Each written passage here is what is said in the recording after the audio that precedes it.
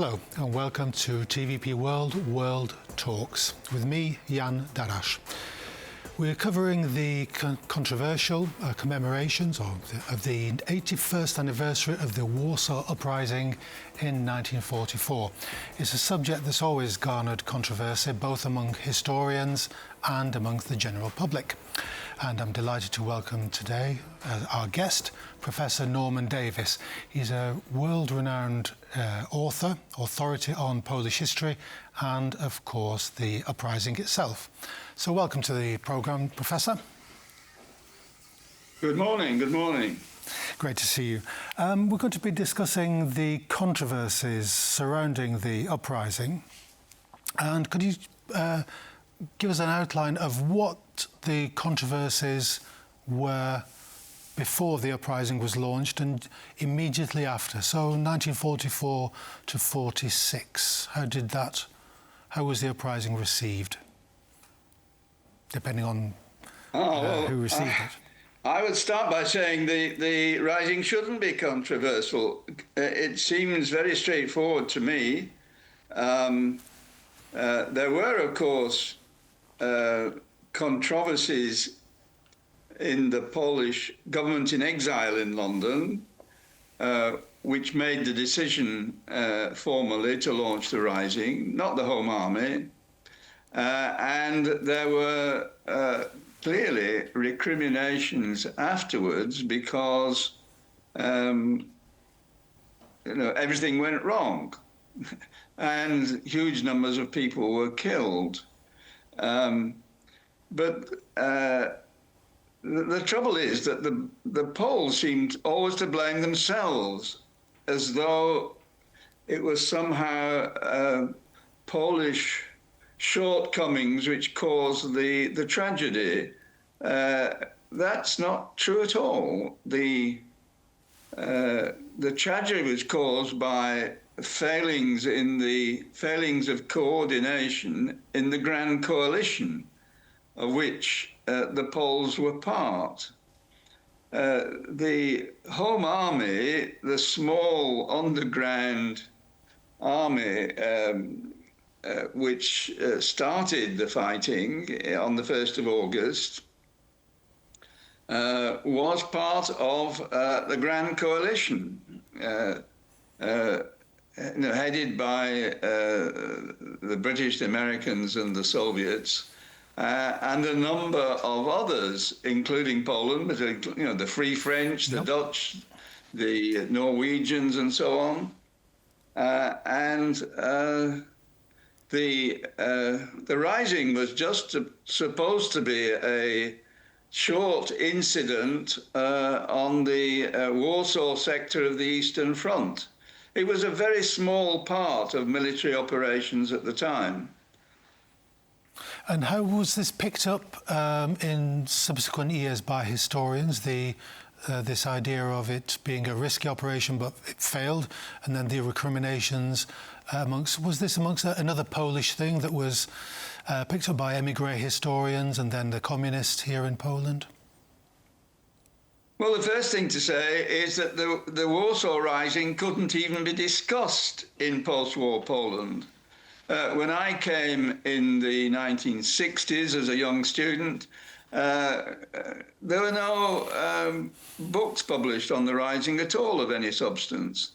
The only books available were published abroad by historians like my late colleague Jan Czachanowski, who was extremely bitter about the politics of the Rising, and in particular about what he considered as the failings of the government in exile.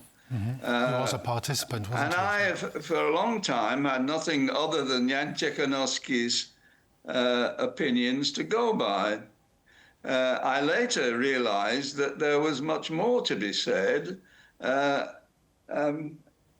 I don't think, for example, that the government in exile in London could have refused to launch the Rising. It was assumed that all members of the coalition would play their part in the battle against Nazi Germany. The Polish government and the Polish army had been maintained, fed, financed, armed by the British, and the Polish government could not have refused to take part in the rising, although many people in the government were much better informed about circumstances in Central Europe than the British or the Americans were. How was the communist, the historiography of the rising written in those intervening years prior to 1989? The communists, the Polish communists, of course, were very ashamed of, all Poles were ashamed of the way that things had gone wrong. The Polish communists had supplied the government, the Soviets, with false information, saying that the Home Army was insignificant, that the only underground force that counted was the communist underground, which is in fact very small.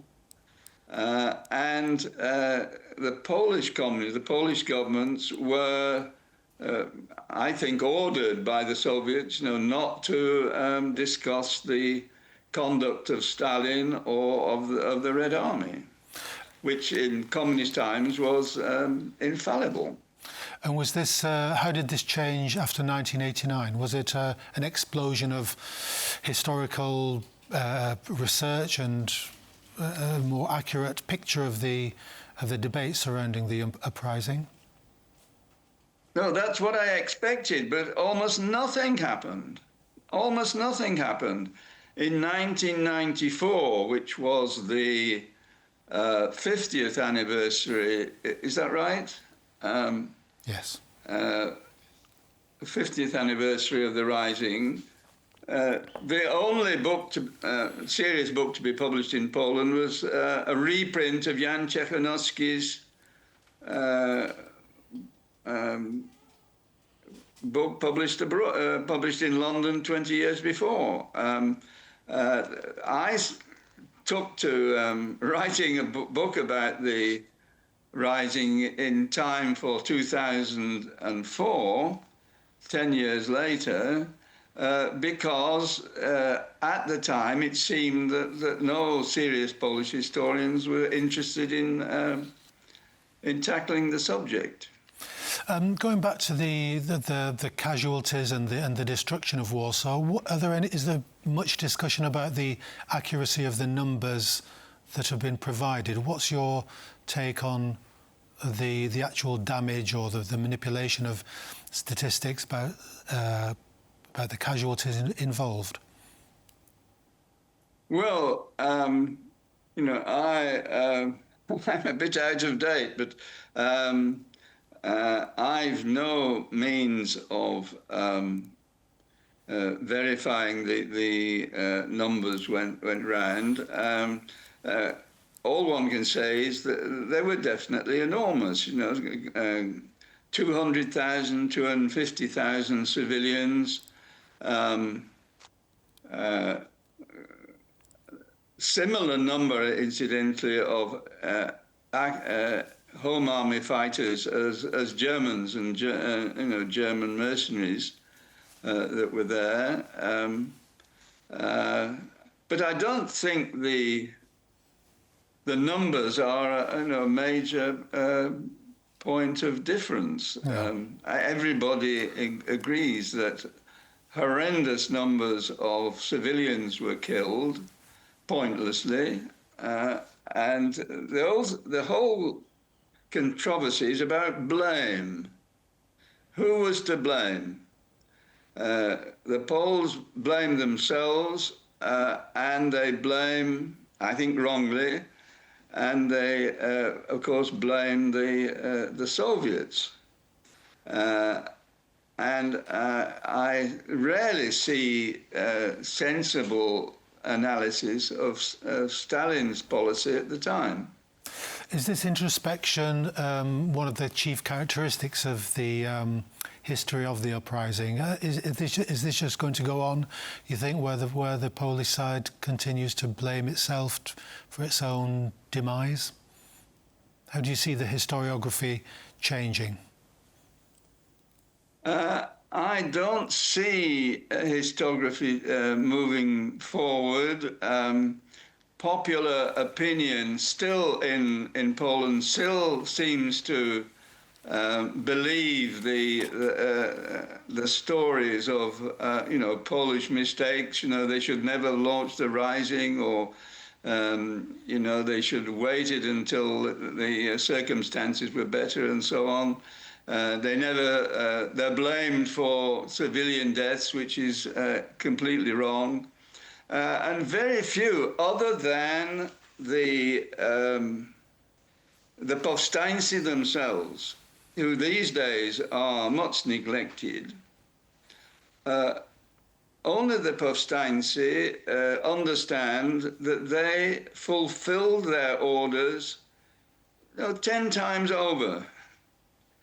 That was a great success. You can only judge military operations on the basis of what the orders were that were given. The Home Army was ordered to hold out in the city centre for 6 to 7 days, and it held out for 60. That was a marvellous, wonderful success. The causes of the failure were elsewhere. In the failure of air support, the failure of the Soviets to support the rising, as they themselves, the Soviet marshals, expected at the beginning of August that they would enter Warsaw within a few days. They were overruled by Stalin for strategic reasons, which I say are rarely discussed. What's the? But it wasn't the fault of the Home Army, and it wasn't, just the fact that Stalin couldn't care less about the fate of the Poles. He had other priorities. What do the other historians, such as the Western historians or even the German historians, have to say about the uprising, or is it relegated to a fairly minor event in the enormity of the Eastern Front?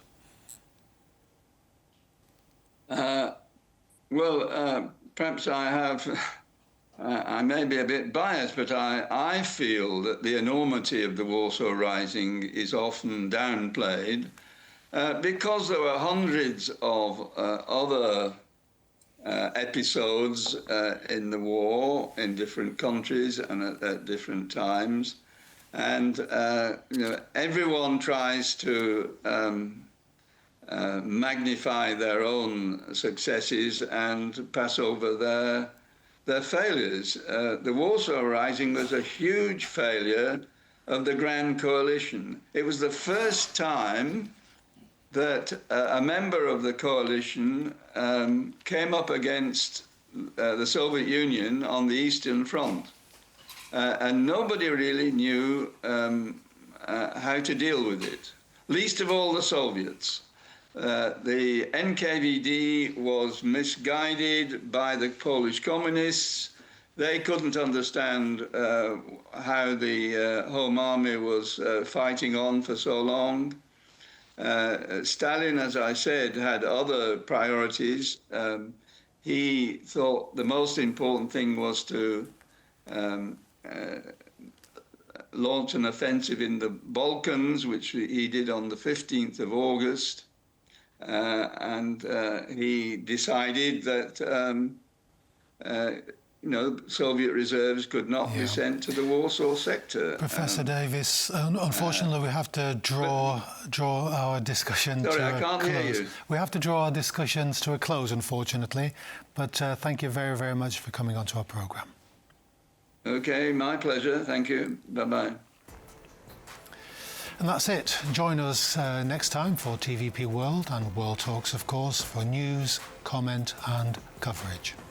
See you then.